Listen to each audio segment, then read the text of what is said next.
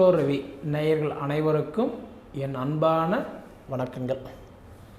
நான் பாரம்பரிய ஜோதிடர் ரவிக்குமார். இப்போ நாம் பார்க்கக்கூடிய ஒரு தலைப்பு பார்த்தா ஆடி மாதத்துக்குண்டான மாத பலன்களை பற்றி தான் இந்த காணொலியில் பார்த்துட்ருக்குறேங்க. பொதுவாக இந்த ஆடி மாதம் பிறக்கக்கூடிய ஒரு தருணம் அப்படின்னு பார்த்திங்க அப்படின்னா நிகழும் மங்களகரமான விசுவாவசு வருடம் ஆடி மாதம் 1ஆம் தேதி வியாழக்கிழமை அதிகாலையில் ரேவதி நட்சத்திரம் 1ஆம் பாதத்தில் மீன ராசியில் கடக லக்னத்தில் புதன் பகவானுடைய திசையில் 348 டிகிரியில் தான் இந்த மாதம் பிறக்கப்படுதுங்க. அப்படி பிறக்கக்கூடிய இந்த காலகட்டத்தில் பார்த்தா காலச்சக்கரத்தின் 10வது ராசின்னு சொல்லக்கூடிய மகர ராசியில் பிறந்தவங்களுக்கு என்னென்ன மாற்றங்களை கொடுக்க போகிறாருன்றதை பற்றி தான் நம்ம கொஞ்சம் ஆதாரப்பூர்வமாக பார்க்குறோம். பொதுவாக பார்த்திங்கன்னா சனி பகவான் தொழிலுக்காரகன், தொழிலுக்கே அதிபதி தான் இந்த சனி பகவான். நம்ம செய்கிற வேலை எல்லாத்துக்குமே அதிபதி யாருன்னா இந்த சனி பகவான் தான், இல்லைங்களா? பொதுவாக பாருங்கள், ஒவ்வொருத்தரும் இந்த அரசியல்வாதியாக இருப்பாங்க, அதுக்கு காரணம் சனி பகவான் தான். அதே மாதிரி கவர்மெண்ட் வேலையில் இருப்பாங்க, அதுக்கு காரணம் சனி பகவான் தான். அதே போல் பார்த்தா சொந்த தொழில் வச்சு சாதிச்சிருப்பாங்க, அதுக்கு காரணம் சனி பகவான் தான். இதுக்கு நான் சொல்கிறேன்னா, ஒரு ஜாதகத்தில் சனி பகவான் நல்லா இருப்பார், நல்லா இருந்துட்டாருன்னா அவங்களோட வாழ்வாதாரம் சூப்பராக இருக்கும், சரிங்களா? ஏன்னா தொழிலுக்காரகன், தொழிலுக்கே அதிபதி சனி பகவான் தான். அதாவது நம்ம செய்கிற கர்ம வினைகளுக்கேற்ற பலன்களை கொடுக்குறவர் யாருன்னா சனி தான், சரிங்களா? சனி பகவான் நினச்சிட்டார் அப்படின்னா, அதாவது அதுக்கு தான் பழமொழி சொல்லுவாங்க, சனி தடுப்பார் எவர் கொடுப்பார், குரு கொடுப்பார் எவர் தடுப்பார். ஆனால் சனி அப்படி இல்லை, சனி தடுப்பார் எவர் கொடுப்பார். சனி ஒரு விஷயத்தை தடுத்தாலும் கொடுக்குற திறமை இல்லை, சனி கொடுத்தாலும் தடுக்கிற சக்தி யார்கிட்டுமே இல்லை. அதுதான் கர்ம வினைகளுக்கு ஏற்ற பலன்களை கொடுப்பவர் வந்து சனி மட்டும்தான். நம்ம செய்கிற லாபதாபம் பலன்கள் நஷ்டத்துக்கு எல்லாத்துக்குமே தகுந்த பலன்களை கொடுக்குறவர் சனி மட்டும்தான், சரிங்களா? அதனால தான் சனி பகவானுக்கு நிறைய பேர் பிடிக்காது. ஏன்னா ஸ்டேட் ஃபார்வேர்டு, எதுவுமே பார்த்தா அவர் நல்லதோ கெட்டதோ அது உடனே செயல்படுத்திடுறாரு. சனி பகவானா அவர் வந்து கரெக்டாக நினச்சா கொடுத்துட்றாருப்பா அப்படின்னு நம்ம நினைக்கிறோம், இல்லைங்களா? நம்ம ஜாதகத்தில் சனி பகவான் நல்லா இருக்கிறாரா, அது மட்டும் நல்லா இருந்துட்டாருன்னா நிச்சயமாக நல்லாவே இருக்கும், அவ்வளோதான் நம்ம சொல்லலாம், புரியுதுங்களா? அப்படி பார்த்தா உங்களுக்கு வந்து பார்த்தா மகர ராசிக்கு அதிபதி சனி பகவானாக இருந்தாலும் இப்போ இந்த சனி பகவான் எங்கே இருக்கிறாரு அப்படி பார்த்தா உங்கள் ராசிக்கு 3வது பாவகத்தில் இருக்கிறார். பொதுவாக பார்த்தா உங்கள் ராசிக்கு அதிபதி சனி பகவான் இருக்க வேண்டிய இடம் எங்கே, மீன ராசியில் உட்காந்துருக்கிறார், குருவுடைய வீட்டில். அப்போ இந்த குரு பகவானும் இந்த சனி பகவானும் நட்பு கிரகம். குரு வீட்டில் சனி உட்காந்தாலும் சனி வீட்டில் குரு உட்காந்தாலும் அது நட்பு கிரகம், நல்லதை மட்டும்தான் கண்டிப்பாக பண்ணுவார், ஒன்றாச்சுங்களா? அப்போ உங்களுக்கு 3ஆம் இடத்துல வந்து பார்த்தா உங்களுக்கு சகாய சனியாக உட்காந்துருக்கிறார் அப்படின்னா நிச்சயமாக வந்து பார்த்தா ஒரு அற்புதமான ஒரு வாய்ப்பு தான். ஆனால் இப்போ ஒரு விஷயம் என்ன அப்படின்னு பார்த்தா பட்டம் பார்த்து பயிர் பண்ணுன்னு சொல்லுவாங்க. அதாவது 3 மாதம் 6 மாதம் பயிருக்கே நம்ம பட்டம் பார்த்து பயிர் பண்ணுன்னு நம்ம சொல்கிறோம். அப்போ நம்ம வாழ்வாதாரத்துக்கு எவ்வளோ நம்ம பார்க்கணும், யோசனை பண்ணுங்க. ஏன் சொல்கிறேன் அப்படின்னா உங்களுக்கு வந்து பார்த்தா இப்போ சனி பகவான் வந்து இப்போ வக்கரத்துக்கு வந்துட்டார். இந்த ஜூலை மாதம் 13ஆம் தேதியே வக்கரம் ஆயிட்டார். தமிழுக்கு பார்த்தீங்கன்னா ஆணி 29, ஏன்னா ஆணி 29 சனி வக்கரம் ஆகிறாரு. 3 நாள் கழித்து பார்த்தா இந்த ஆடி மாதம் 1ஆம் தேதி பிறக்குது. அப்படி பார்த்தா இந்த சனி வக்கரம் ஆகிற காலம் நீங்கள் எந்த ஒரு விஷயத்தை பார்த்தாலும் கொஞ்சம் கவனமாக செய்யணும். அதுக்கு தான் பட்டம் பார்த்து பயிர் பண்ண சொல்கிறாங்க, இல்லைங்களா? அப்படி பார்த்தீங்கன்னா இன்றைக்கி வந்து நம்ம 4 நட்சத்திரம் பார்த்து இது பண்ணணும். அதாவது தேடன இடத்துல தொலாவனை மட்டும்தான் கிடைக்கும், இல்லைங்களா? வசதி வாய்ப்பு இருக்குன்னு சொல்லிட்டு கடல் கடந்து போய் தேடனை கிடைக்குமா? அப்படி பார்த்தா மகர ராசிக்காரங்களுக்கு அதாவது 7.5 வருட காலமாக 7.5 சனியில் ரொம்ப அவஸ்தைப்பட்டு கடன் பட்டு தொந்தரவு பட்டு நிம்மதி போய் சந்தோஷம் போய் வாழ்க்கை போய் வளர்ச்சி போய் எல்லாம் இழந்து மகர ராசிக்காரங்களுக்கு வந்து போதுண்டா சாமி அப்படின்னு பண்டவோர் நாட்டை விட்டு வனவாசம் முதல் கொண்டு போயிருப்பாங்க. நிறைய பேர் இடம் மாறி இருப்பாங்க, வீடு மாறி இருப்பாங்க, தொழில் மாறி இருப்பாங்க. இது எல்லாம் மாற்றம் பண்ணி உட்காந்தவங்களுக்கு மகர ராசிக்காரங்க கண்டிப்பாக நல்லா இருப்பாங்க.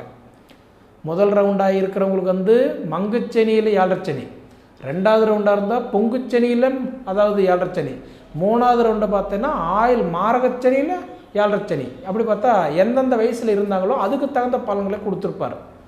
சரிங்களா? அப்படி பார்த்தா இன்றைக்கி 2வது ரவுண்டு நடந்தவங்களுக்கெல்லாம் பார்த்தா பொங்குச்சனியில் ஏழரை சனி. அதில் பார்த்தா இடம் வாங்கியிருப்பாங்க, வீடு கட்டியிருப்பாங்க, நகை நட்டு வண்டி வாகனம் வாங்கியிருப்பாங்க, ஏதோ ஒன்று செஞ்சுருப்பாங்க. ஆனால் நிம்மதி கொஞ்சம் குறைவாக தான் இருந்திருக்கும். குடும்பத்தில் கருத்து வேறுபாடு, மன சங்கடங்கள், மன உளைச்சலுக்கு ஆளாகி, அதாவது யாருக்கு முன்னாடி நம்ம நல்லா வாழணும் ஆசைப்பட்டோமோ அவங்களுக்கு முன்னாடி ஒரு சில இடத்துலலாம் மதிப்பு மரியாதை கெட்டு விபத்து, தண்டம், நஷ்டம், நிறைய விஷயங்கள் நம்ம சொல்லலாம். அப்படி பார்த்தா இன்றைக்கி இதெல்லாம் இருந்து வெளியில் வந்து பரவாயில்லை நான் நல்லா இருக்கிறேன் அப்படின்னு சொல்கிற காலத்தில் இப்போ சனி பகவான் வக்கரமாகிறார். அப்போ என்ன பண்ணுறாரு, அடுத்தது வந்து பார்த்திங்கன்னா ஒரு 4.5 மாத காலம் கவனமாக இருக்க வேண்டிய நேரம். ஓப்பனாக சொல்லணும்னா கவனமாக இருக்க வேண்டிய நேரம். அதாவதுன்றது வந்து முடியும் அப்படின்னு நினைக்கிறது தன்னம்பிக்கை. என்னால் மட்டும்தான் முடியும் நினைக்கிறது வந்து பார்த்திங்க அப்படின்னா அது வந்து எப்படி சொல்கிறதுனா ஒரு அகராஜின்னு நம்ம எடுத்துக்கலாம் இல்லைங்களா? அப்படி பார்த்தா இன்றைக்கி உங்கள் காலம் எப்படின்னா முடியும் அப்படின்னு மட்டும் நம்புங்க. என்னால் மட்டும்தான் முடியும்னு சொல்லி அகலக்கால் வச்சிங்கன்னா அவஸ்தைப்படக்கூடிய ஒரு யோகம் உண்டு, அவஸ்தைப்படக்கூடிய நேரம் உண்டு. அதனால் பார்த்திங்கன்னா அதாவது ஆடம்பரம் என்ன, அத்தியாவசியம் என்ன, அத்தியாவசியமாக இப்போ பண்ணுங்க, ஆடம்பரம் இப்போ வேண்டாம். நான் சொல்கிறது என்னென்னா இப்போ சனி பகவான் வக்கரத்துக்கு வராரு. வக்கரத்துக்கு வந்துட்டாரா 38 நாள் கிட்டத்தட்ட நவம்பர் 28 வரைக்கும் நமக்கு வந்து குடுக்கல் வாங்கல் வச்சுக்க வேண்டாம். அது வராது. கொடுத்துட்டிங்களா மறந்துடுங்க. ஜாமீன் கையெழுத்து போட்டிங்களா கட்ட மாட்டாங்க, நீங்கள் தான் கட்டுற மாதிரி இருக்கும். கூட்டு தொழில் பண்ணிகிட்ருக்கிறீங்களா சங்கட சலுப்பு வரும். கணவன் மனவுக்குள்ளார போராடுங்க, கண்டிப்பாக சின்ன சின்ன சங்கடங்கள் வரும். ஏன் அப்பா அம்மாவுக்குள்ளார கூட சில மன வருத்தங்கள் வரும். நல்லா இருப்போம், சம்மதமே இருக்காது, சண்டை வரும். எதுக்கு சண்டை வந்ததுனால சொல்ல முடியாது, சம்மதம் இல்லாத சண்டை வரும். அடுத்தது யோசிச்சு பண்ணி பார்க்கும்போது அது காரணமே இருக்காது. இந்த மாதிரி நேர காலம் மனைவி குடும்பத்துக்குள்ளாரையோ தாய் தந்தைக்குள்ளாரையோ தொழில்லையோ குடுக்கல் வாங்கல்லையோ கொஞ்சம் கவனமாக இருங்க, பேசி தீர்த்துக்கோங்க. அதாவது சிறுசு பெருசு பண்ணிக்க வேண்டாம், மன உளைச்சலுக்கு ஆளாயிடுவீங்க. இப்போ இருக்கக்கூடிய நேரம் மகர ராசிக்காரங்களை பொறுத்த வரைக்கும் என்னென்னா, அதாவது முன்ன எப்படி இருந்தீங்களோ, எதை சாப்பிட்டா நம்ம பெத்தந்தெளியுமோன்னு இருந்தீங்களோ அந்த ஒரு காலம் மீண்டும் இப்போ வக்கரமாகி வந்திருக்கிறதுனால, ஏன்னா வக்கரம்னா இயல்புக்கு மாறாக வேலை செய்வார். அதனால் நம்ம கொஞ்சம் கவனமாக இருக்கணும்னு சொல்கிறேன். சரிங்களா? இது போக பார்த்தீங்க அப்படின்னா குரு பகவான் உங்களுக்கு 6ஆம் இடத்துல இருக்கிறார்.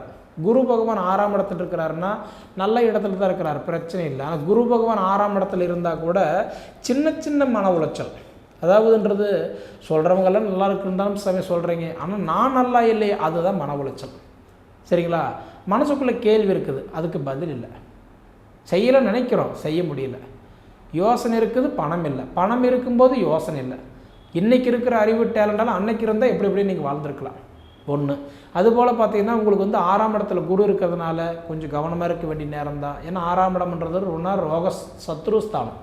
அப்படி பார்த்தா அப்பா நல்லா இருந்தால் அம்மா நல்லா இல்லை, அம்மா நல்லா இருந்தால் மனைவி நல்லா இல்லை, மனைவி நல்லா இருந்தால் பிள்ளைங்க நல்லா இல்லை, யாருக்காவது ஒரு சின்ன சின்ன தொந்தரவு. அதே மாதிரி பார்த்துட்டிங்கன்னா செவ்வாய் 8ஆம் இடத்துல இருக்கிறார். பொதுவாக 8ஆம் இடத்துல செவ்வாய் இருக்கும்போது என்ன பண்ணுவார்னா சொந்த பந்தத்துக்குள்ளார சின்ன சின்ன விரிசல்கள், சின்ன சின்ன சங்கடங்கள் ஏதோ ஒரு வகையில். ஆனால் இந்த மாதம் பார்த்தீங்க அப்படின்னா இன்றைக்கி செவ்வாய் பகவான் 13ஆம் தேதி அன்னைக்கு வந்து பார்க்கும்போது செவ்வாய் பகவான் வந்து அடுத்து 9ஆம் இடத்துக்கு போகிறார். அப்போ அதாவது சொல்கிறார் 13 தேதி வரைக்குமே உறவுகளுக்குள்ளார விட்டு கொடுப்போவதன் கெட்டு போவதில்ன்ற மாதிரி விட்டு கொடுத்து போகிறது நல்லது. 13ஆம் தேதிக்கு மேலே அந்த பிரச்சனை வராது. 8ஆம் இடம் கிட்டத்தட்ட பார்த்தீங்கன்னா மனசங்கடங்களை கொடுத்துட்டு தான் இருப்பாங்க. சரிங்களா? அதே மாதிரி பார்த்தா உங்களுக்கு சுக்கிரன் 5ஆம் இடத்துல இருக்கிறாரு. 11ஆம் தேதி வரைக்கும் பார்த்தீங்கன்னா நிச்சயமாக உங்களுக்கு 5ஆம் இடத்துல சுக்கிரன், அதுவும் குறிப்பாக தன் சொந்த வீட்டிலே இருக்கிறதுனால 5ஆம் இடத்துக்கு அதிபதி 5ஆம் இடத்துல உட்காந்துருக்கிறாரு. பார்த்தீங்களா? அப்படி உட்காந்துருக்கக்கூடிய ஒரு காலகட்டம் பார்த்தீங்கன்னா நிச்சயமாக உங்களுக்கு வந்து பார்க்கும்போது 11 தேதி வரைக்கும் பார்த்தா புத்திர பாக்கியம் எதிர்பார்க்குறவங்களுக்கு புத்திர செல்வம் கொடுக்குறதுக்கு ஒரு வாய்ப்பு தான். ஏன்னா புத்திரஸ்தானத்துக்கு அதிபதி புத்திரஸ்தானத்தில் தானே உட்காந்துருக்கிறாரு. இது ஒரு நல்ல ஒரு வாய்ப்பு தான். சரிங்களா? அதே மாதிரி இருந்தாலும் இப்போ புத்திர பாக்கியம் எனக்கு ஆண் இருக்குதுங்க, எனக்கு ஆசைக்கு பெண் இல்லை, இல்லை எனக்கு 2 இருக்குது, அதாவது பார்த்தா எனக்கு ஏதோ ஒரு குறைபாடாக இருக்குதுங்க, எனக்கு இந்த மாதிரி பார்த்தா அதில் வளர்ச்சி கொஞ்சம் குறையாக இருக்குது, மன சங்கடங்கள், இந்த மாதிரி பிரச்சனைலாம் இருந்தால் கூட கண்டிப்பாக ஓரளவுக்கு சரியாயிடும், பயப்பட வேண்டாம். ஏன்னா புத்திரஸ்தானத்துக்கு அதிபதி புத்திரஸ்தானத்தில் இருக்கிறதுனால இது ஒரு நல்ல விஷயந்தான். சரிங்களா? அதே மாதிரி பார்த்தா உங்களுக்கு வந்து 7ஆம் இடத்துல பார்த்தீங்கன்னா உங்களுக்கு சூரியனும் புதனும் 2 பேரும் இணைஞ்சு உட்காந்துருக்குறாங்க. அப்போ சூரியனும் புதனும் இணைஞ்சு உட்காந்து நம்ம என்ன சொல்கிறோம், புதன் ஆதித்ய யோகம்னு சொல்கிறோமா. அந்த புதன் ஆதித்ய யோகம் பார்த்தா இந்த மாதம் ஆடி 1ஆம் தேதியிலிருந்து ஆடி 31 வரைக்குமே 2 பேரும் ஒன்றா தான் இருப்பாங்க. அந்த ஒன்றா இருக்கும்போது புதன் ஆதித்ய யோகம் ஏற்படுது. அப்படி ஏற்படும் போது என்ன பண்ணுறாரு, புதன் பகவான் வந்து 3ஆம் தேதி வக்கரமாகிறாரு. அப்போ ஆடி 3ஆம் தேதியிலிருந்து ஆடி 27ஆம் தேதி வரைக்கும் புதன் வக்கரமாகிறார். அப்போ படிப்பில் கொஞ்சம் கவனம் குறையும், விளையாட்டுத்தனம் அதிகரிக்கும். அப்போ சொல்கிறது மைண்டில் யாராது, பிடிவாதங்கள் அதிகமாகும். அப்போ என்ன ஆகுதுன்னா கட்டன்றதை வந்து நம்ம இவ்வளோ சொல்லி கொடுக்குறோம், நம்ம ஒன்றும் மைண்டில் ஏறலையே, அப்போ நமக்கு டென்ஷன் ஆகும். முடிஞ்ச வரைக்கும் என்ன அப்படின்னா புதன் பகவான் கல்விக்கு அதிபதி புதன் பகவான் வக்கரமாகக்கூடிய காலகட்டம் படிப்பில் சிலருக்கு தடை தாமதம் கொஞ்சம் குழப்பங்கள் வரும். அதனால் கண்டிப்பாக ஒரு லிமிட்டை நம்ம அவங்களுக்கு பயமுறுத்துறது சொல்லி கொடுக்கறது இந்த மாதிரின்றதை வச்சுக்கிறது நல்லது. ஒரு லெவலுக்கு மேலே போகும்போது அது ஏதோ ஒரு தேவையில்லாத ஒரு சங்கடங்கள் வரத்துக்கு சான்ஸ் இருக்குது. அதனால் கொஞ்சம் கவனமாக இருங்க, சரிங்களா. மாத கிரகம்னு சொல்கிறது சூரியன் தான். ஒவ்வொரு மாதமும் எந்த அடிப்படையில் நம்ம வரவு செலவு பார்க்குறோம், சூரியன் தான். அந்த சூரியன் பார்க்கும்போது உங்களுக்கு 7ஆம் இடத்துல உட்காந்துருக்கிறாரு. ஏன்னா சூரியன் எந்த இடத்துல உட்கார்றாரோ அந்த இடத்துக்கு தகுந்த பலன்களை அப்படியே கொடுத்துருவார். அதுதான் சூரியன், அவர் தான் மாத கிரகம். அப்படி பார்த்தா சூரியன் உங்களுக்கு எங்கே உட்காந்துருக்கிறாரு, 7ஆம் இடத்துல உட்காந்துருக்கிறாரு. அப்போ திருமணம் வரன் பார்த்துட்ருக்கீங்களா, அப்போ திருமணம் முதல் வாழ்க்கை கல்யாணம் பண்ணி டைவர்ஸ் ஆகிடுச்சு, பிரிஞ்சிட்டோம், எனக்கு 2வது வாழ்க்கை எதிர்பார்க்குறேன், நடக்குமா? திருமண வரன் பார்க்குறவங்களுக்கு நிச்சயமாக உங்களுக்கு ஒரு நல்ல சந்திரப்ப சூழ்நிலை நல்ல வாய்ப்பு தான். ஆனால் ஒரே ஒரு விஷயம் பண்ணால் ஆடி மாதத்தில் போர்க்களம் முடிகிற வரைக்கும் நம்ம எதுவும் செய்ய மாட்டோம் இல்லையா. அப்போ போர்க்களத்துக்கு மேலே நீங்கள் ஒரு விஷயத்தை பற்றி பேசுனீங்கன்னா அந்த விஷயம் உங்களுக்கு சக்ஸஸ் ஆகும். ஏன்னா புதன் ஆதித்ய யோகத்தில் சூரியன் 7ஆம் இடத்துல கலஸ்தரஸ்தானத்தில் உட்கார்ந்ததுனால நிச்சயமாக உங்களுக்கு திருமண வாழ்க்கை நல்லாயிருக்கும். குடும்பத்தில் கணவன் மனைவிக்குள்ளே இருந்த அன்னோனியும் விலகும், சங்கடங்கள் சரியாகும். இது போக பார்த்தீங்க அப்படின்னா முயற்சி திருவினையாக்கும். நீங்கள் எடுத்த முயற்சி கண்டிப்பாக உங்களுக்கு வெற்றியாகும், சரிங்களா. எப்படியும் வாழ்கிறது நமக்கு ஒரு வாழ்க்கை இல்லை, நம்ம இப்படி தான் வாழணுன்றது ஒரு விதிமுறை இருக்குல்ல, அதுக்கு தகுந்த பலன்களை கண்டிப்பாக கொடுத்துருவார். நீங்கள் பயப்பட வேண்டாம், சரிங்களா. மொத்தத்தில் மகர ராசிக்காரங்களுக்கு என்ன தெரியுங்களா, பொறுமை, நிதானம், கவனம் இது இருந்துருச்சுன்னா ஒன்றும் பயப்பட வேண்டிய அவசியமே இல்லை. ஏன்னா உங்களுக்கு மெயினாக பார்த்தோன்னா இந்த 3 கிரக பயிற்சி பார்வை உங்களுக்கு எதுவுமே பார்க்கல. அப்படி பார்த்தா உங்களுக்கு குரு பார்வையோ சனி பார்வையோ ராக்கேது பார்வையோ அதெல்லாம் ஒன்றும் பார்க்கல. அதனால் என்ன ஆகுனா கொஞ்சம் கவனமாக இருக்க வேண்டிய நேரம். இந்த சனி வக்கரத்துக்கு போகக்கூடிய நேரமும் புதன் பகவான் வக்கரத்துக்கு போகக்கூடிய நேரம், இந்த 2 நேரத்துலையும் இப்போ எதிர்பார்க்குற விஷயம் என்னென்னா, அதாவது ஆடம்பரம் என்ன அத்தியாவசியம் என்ன அது தெரிஞ்சுக்கிட்டு அதுக்கு தகுந்ததை மட்டும் பண்ணுங்கள், தேவையாக பண்ணுங்கள், தேவையில்லாத விஷயங்கள் பண்ண வேண்டாம். ஒரு 4.5 மாதத்துக்கு கவனமாக இருங்க, சரிங்களா. சரி நேயர்களே, இதுபோல் காணொளிகள் உங்களுக்கு பிடிச்சிருந்தா நம்ம சேனலை சப்ஸ்கிரைப் பண்ணிக்கோங்க, உங்கள் நண்பர்களுக்கு ஷேர் பண்ணுங்கள். நீங்கள் சொல்ல வர விஷயத்தில் அதான் கமெண்டில் சொல்லுங்கள், தெரிஞ்சுக்கிறேன். இது போக உங்கள் பொன்னான நேரத்தை ஒதுக்கி எவ்வளவு நேரம் என்னுடைய காணொலியை நீங்கள் முழுமையாக பார்த்ததுக்கு மனசிலிருந்து கேட்டுக்கிறேனுங்க. நன்றி.